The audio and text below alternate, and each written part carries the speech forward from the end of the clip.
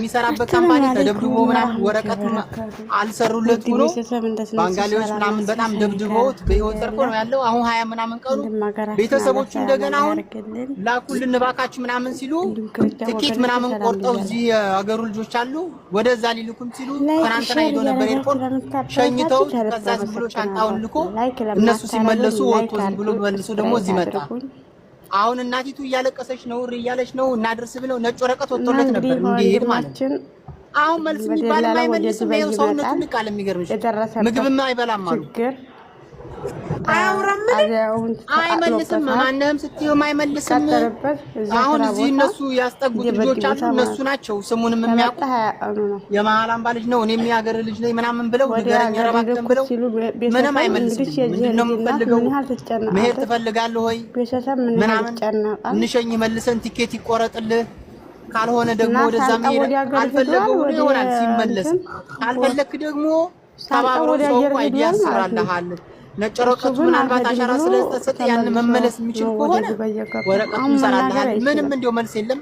አልሄድም ማለት በመከራ ነው እና በጣም ምንም አይባላም አምሮና ምን እናግዝ ወንድሜ ምንድነው የምትፈልገው ምን እናግዝ ወንድሜ ስንት መከራ እኮ ከብሎ ነው የሚመጡት አብዱ ይባላል እህትናት ያገር ልጅ ናት ነገር ከፍለው የሰማይ ምን እናግዝ ምንድነው የምትፈልገው ወንድሜ ኢትዮጵያ መሄድ አትፈልግም 450 ሺህ ይከፍላል አብዱ አልፈልግም አላ ጥሩሽ ምን እናግዝ አይጽፍም እሺ አይ መናገር እኮ ይችላል ወይ ደግሞ ያው ካለው ነገር ይሆናል ፈተናው ብዙ አውራት ሳሪ አብዱ ምን ላግዝ ምንድነው የምትፈልገው ወንድሜ ምን ልተባበር ንገረኝ ይላሎች ተቃጠለበት ሀገርስ ቢነግሩሽ ምን ችግር አለ ተቃጠለበት ቢሉ ይስተካከል ምንድነው የሚስተካከልልህ በሽታ የሚያስመትሽ አንተ ቀራማ ውስጥ ገብተሃል ምንድነው ንገረኝ አስረዳኝ እስኪ መጀመሪያ አስረዳኝ ወላ ራሴ የሆነውን ነገር ሁሉ አስረዳኝ ንገራት አይዞህ ለመረሽ አብዱ ወደዚህ ፊት ለፊቱን አስረዳኝ ምን ላግዝ ምን ልተባበር አስረዳኝ አሁን ሊረዳህ ነው ሁሉ ሰው የተሰበሰበው ወላሂ ይረዳዋል ይስተካከልልሃል ወንድሞቼ ወረቀት